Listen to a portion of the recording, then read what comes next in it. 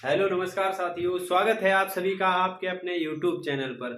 आप सभी के लिए रोज की तरह आज भी लेकर आए हैं करंट अफेयर्स बेहतरीन प्रश्नों के साथ। तो बेहतरीन प्रश्नों की श्रृंखला शुरू करते हैं। इससे पहले आप वीडियो को ज़्यादा से ज़्यादा शेयर कर दें, चैनल को सब्सक्राइब कर दें और क्लास को अंत तक देखें। तो शुरू करते हैं आज की क्लास। आज है 30 नवंबर 2022। पहला प्रश्न है, मरियम वेबस्टर ने 2022 में शब्द घोषित किया है। तो मरियम वेबस्टर क्या है? डिक्शनरी। मरियम वेबस्टर डिक्शनरी के अनुसार 2022 में घोषित किया गया शब्द। तो word of the year 2022 Merriam Webster के अनुसार word of the year, word of the year 2022 किसे चुना गया? तो word of the year 2022 Merriam dictionary, अलग अलग डिक्शनरी के अनुसार अलग अलग शब्द, ये आपको जरूर याद रखना है। तो मरियम वेबस्टर के अनुसार कौन सा शब्द चुना गया? Gas lighting. क्या है शब्द का नाम? Gas lighting. याद रखिएगा, गैस लाइटिंग। गैस लाइटिंग आपको शब्द याद रखना है। अब देखिए गैस लाइटिंग शब्द का अर्थ क्या होता है। गैस लाइटिंग को अगर वर्ड ऑफ द ईयर चुना गया है तो इस शब्द का अर्थ भी आपको जानना चाहिए। अर्थ क्या होता है? विशेष रूप से अपने लाभ के लिए। कोई भी व्यक्ति विशेष रूप से अपने लाभ के लिए, सिर्फ अपने लाभ के लिए दूसरे का नुकसान करे, अपने लाभ के लिए दूसरे का नुकसान करे या दूसरे को गुमराह करके अपने लाभ हेतु दूसरे किसी को गुमराह करे, तो इसे, इस शब्द को कहते हैं, इसके लिए गैस लाइटिंग शब्द। कौन सा? Gas lighting. अब देखिए वर्ड ऑफ द ईयर 2022 इसे चुना गया। किसे? Word of the year 2022।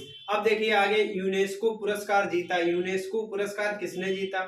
2022 में यूनेस्को पुरस्कार किसने जीता? छत्रपति शिवाजी महाराज वास्तु, लिख लीजिएगा, छत्रपति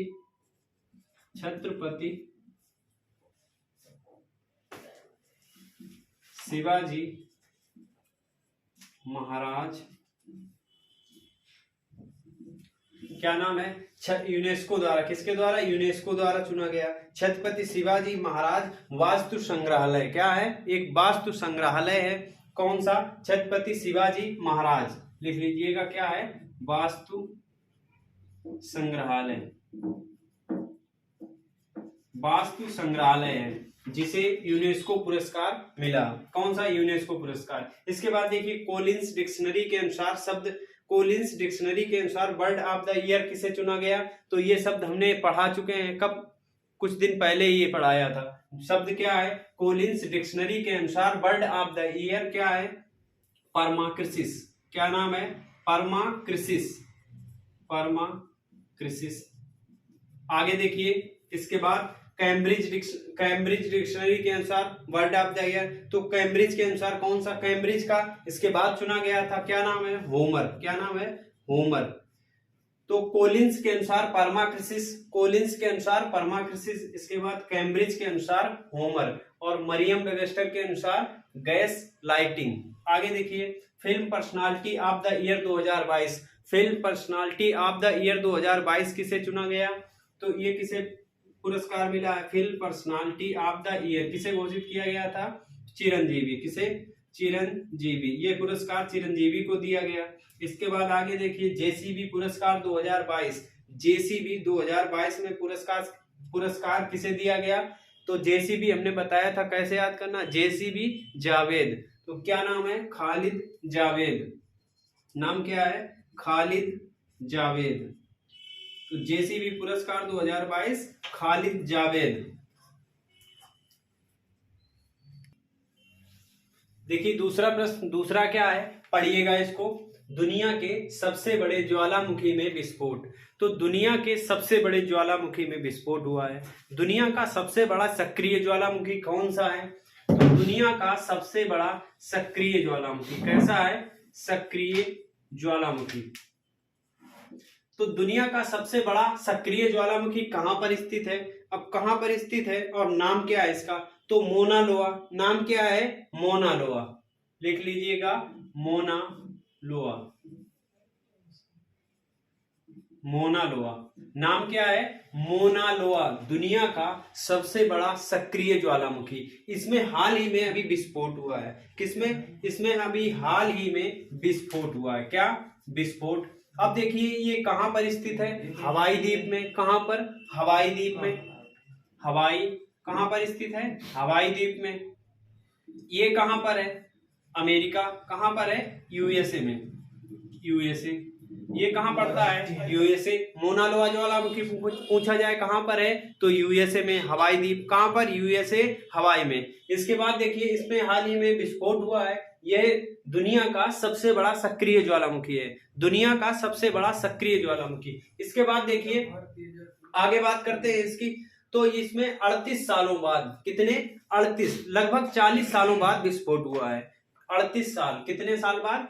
38 साल बाद, 38 सालों बाद इसमें अभी विस्फोट हुआ है। तो 1984 कब हुआ था पिछली बार? 1984 में। चाहे लिख लीजिएगा 1984। वैसे पूछा नहीं जाएगा, पूछा जाने की संभावना क्या है? सक्रिय दुनिया का सबसे बड़ा सक्रिय ज्वालामुखी कहां पर स्थित है?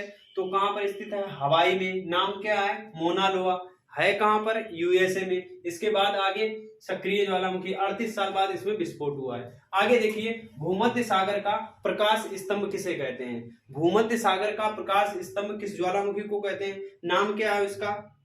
तो भूमध्य सागर का नाम सुना होगा आपने, स्ट्राम्बोली। क्या? स्ट्राम्बोली। लिख लीजिएगा स्ट्राम्बोली।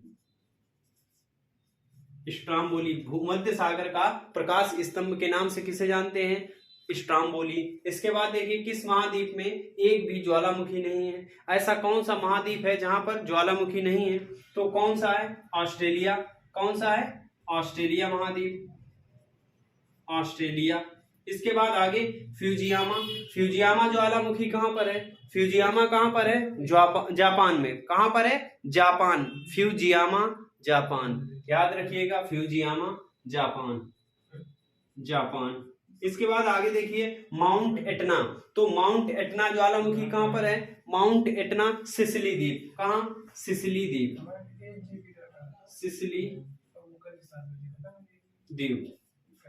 आगे देखिए विश्व का सबसे ऊंचा ज्वालामुखी पर्वत। तो विश्व का सबसे ऊंचा ज्वालामुखी पर्वत, इसका क्या नाम है? कोटोपैक्सी। क्या नाम है? कोटोपैक्सी। याद रखिएगा ये नाम, कोटोपैक्सी। महत्वपूर्ण ज्वालामुखी है कोटोपैक्सी।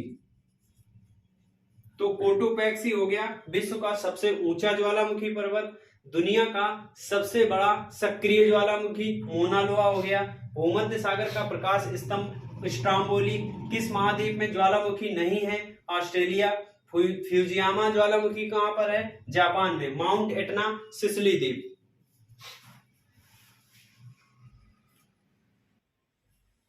इसके बाद देखिए तीसरा प्रश्न। तीसरा क्या है? भारत का निजी लॉन्च पैड स्थापित। तो भारत का निजी मतलब प्राइवेट लॉन्च पैड स्थापित किया गया। देखिए लॉन्च पैड स्थापित किया गया और लॉन्च पैड के साथ साथ में mission control centre, mission controller centre. क्या? लॉन्च पैड व मिशन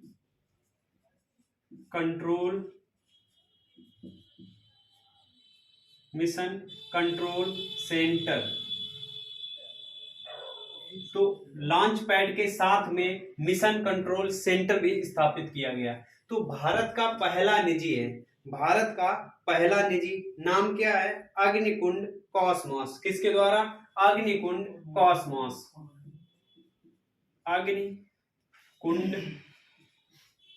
अग्निकुंड कॉस्मोस। अग्निकुंड कॉस्मोस ये एक प्राइवेट स्टार्टअप है। क्या है ये? निजी स्टार्टअप।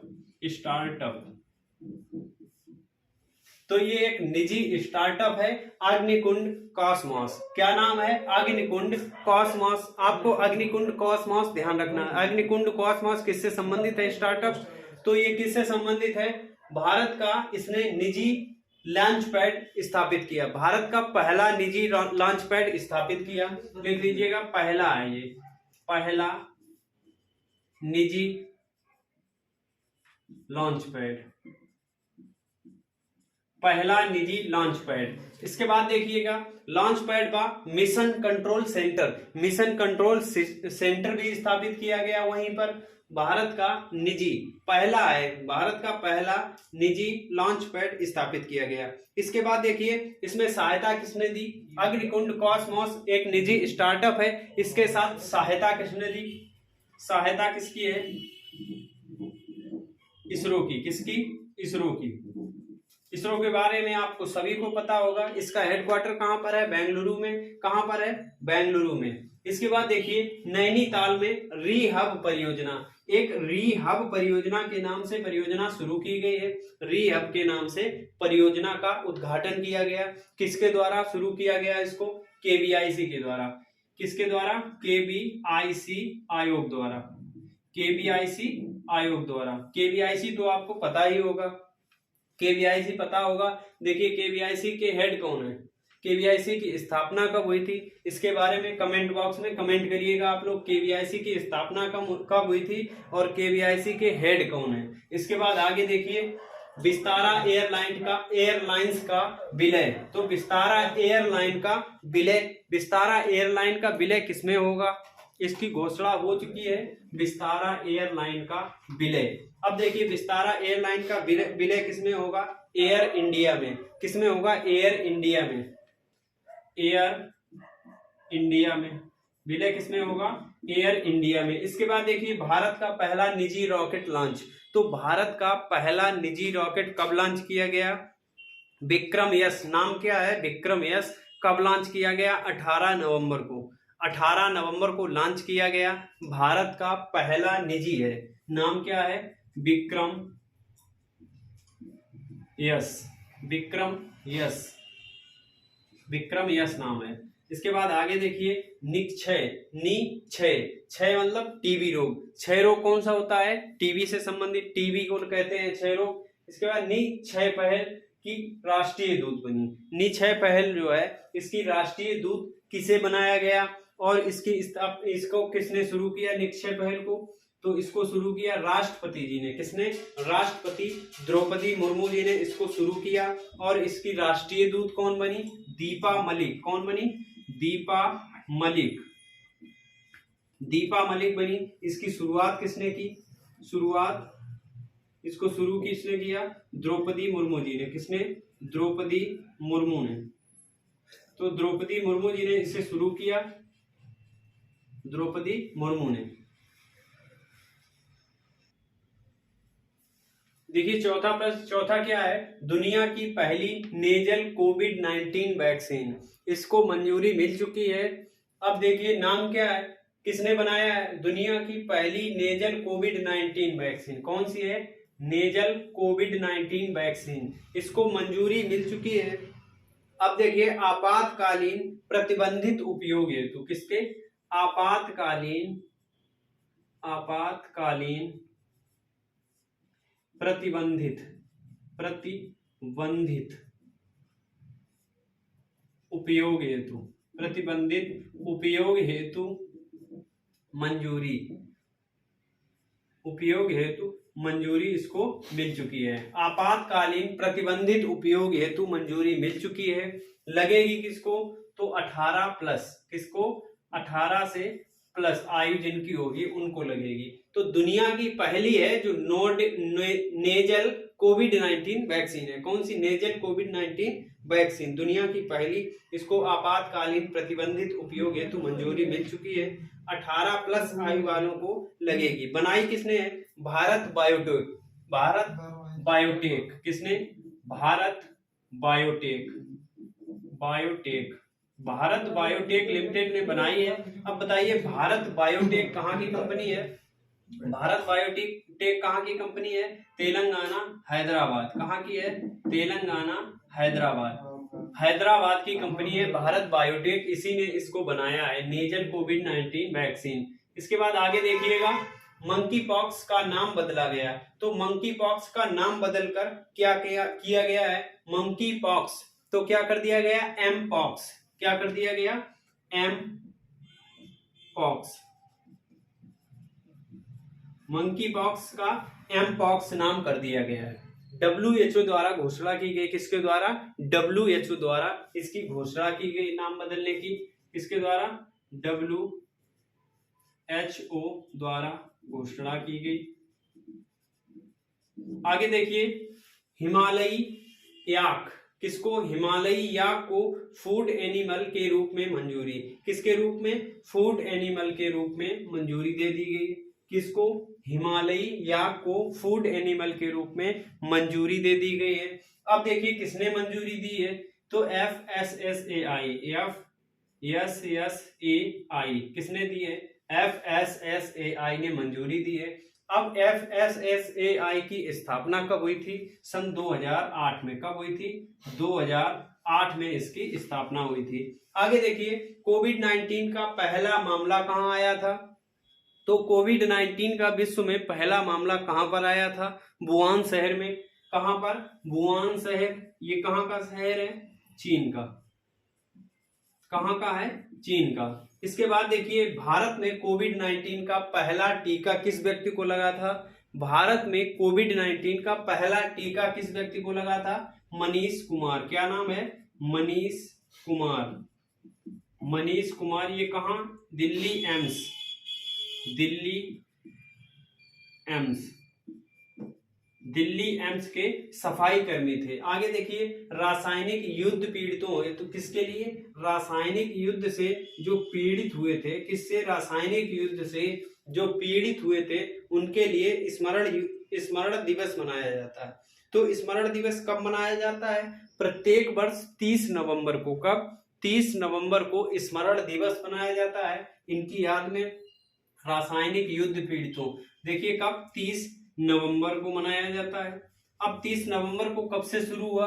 तो इसकी शुरुआत सन 2005 से शुरू हुई थी। इसकी शुरुआत कब से हुई थी? 2005 से इसकी शुरुआत हुई थी।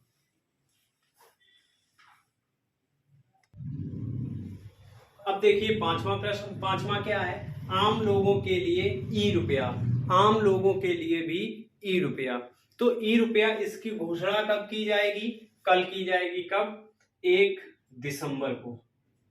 1 दिसंबर को इसकी घोषणा की जाएगी। किसकी? ई रुपया की। अब देखिए किसके द्वारा घोषणा की जाएगी? किसके द्वारा? आरबीआई के द्वारा। किसके द्वारा घोषणा की जाएगी? घोषणा कौन करेगा? घोषणा की जाएगी आरबीआई द्वारा। किसके द्वारा? आरबीआई। अब देखिए आरबीआई द्वारा घोषणा की जाएगी आम लोगों के लिए ई रुपया। क्या? आम लोगों के लिए ई रुपया। ये क्या है? डिजिटल मुद्रा है। क्या? डिजिटल रुपया होगा। डिजिटल रुपया का पायलट प्रोजेक्ट के रूप में इसे शुरू किया जाएगा। पायलट डिजिटल रुपया, डिजिटल रुपया पायलट प्रोजेक्ट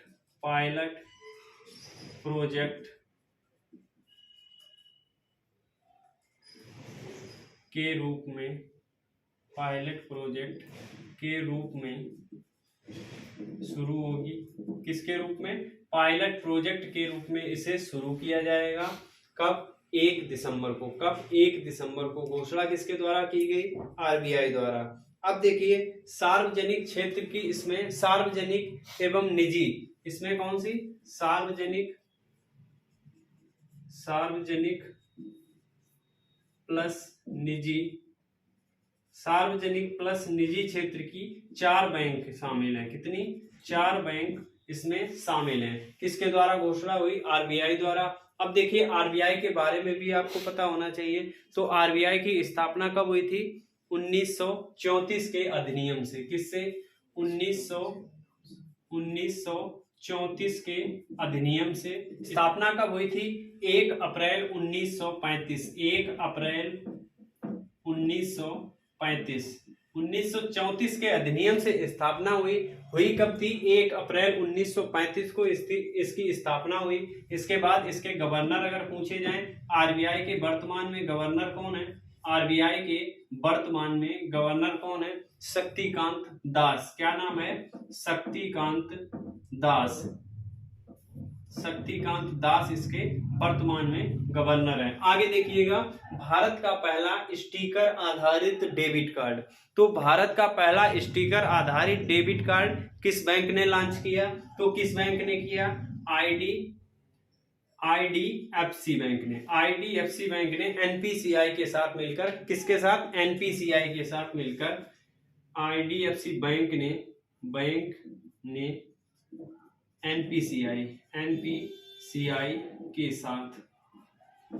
एनपीसीआई के साथ मिलकर इसकी घोषणा की या इसको लॉन्च किया। किसने लॉन्च किया? आईडीएफसी बैंक ने। स्टिकर आधारित है।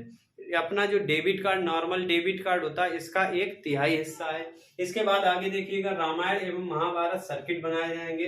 तो ये कहां पर बनाए जाएंगे? उत्तर प्रदेश में। कहां पर? उत्तर प्रदेश में। घोषणा किसने की? योगी आदित्यनाथ जी ने। कहां पर बनाए जाएंगे? यूपी में बनाए जाएंगे। आगे देखिए, माता सीता की 251 फीट ऊंची प्रतिमा बनेगी। माता सीता की 251 फीट ऊंची प्रतिमा कहां पर बनेगी? तो ये कहां बनेगी? बिहार में। बिहार में कहां पर? सीतामढ़ी बिहार में। आगे देखिएगा, सीतामढ़ी बिहार। आगे काशी तमिल संगम। तो काशी तमिल संगम महोत्सव का आयोजन कहां पर किया गया? काशी तमिल संगम महोत्सव, इसका आयोजन कहां पर किया गया? वाराणसी। कहां पर? वाराणसी में इसका आयोजन किया गया। इसके बाद देखिए, डोनी पोलो एयरपोर्ट। तो डोनी पोलो एयरपोर्ट, इसका उद्घाटन कहां पर किया गया? अभी मोदी जी ने उद्घाटन किया था। किसने? मोदी जी ने इसका उद्घाटन किया था। कहां पर है? ईटानगर में। कहां पर बनाया गया? ईटानगर पता होना चाहिए। ईटानगर कहां पर है? ईटानगर कहां है? अरुणाचल प्रदेश। कहां है? अरुणाचल प्रदेश। तो आपको वीडियो ज्यादा से ज्यादा शेयर करना है। सब लोग वीडियो को शेयर कर दें और चैनल को सब्सक्राइब जरूर करें। इसी तरीके के डेली हम क्वेश्चन लेकर आते हैं। महत्वपूर्ण क्वेश्चन है आगामी परीक्षाओं के लिए। एसएससी जीडी, दिल्ली पुलिस और यूपी पुलिस के लिए बहुत ही महत्वपूर्ण साबित होंगे। जय हिंद, धन्यवाद।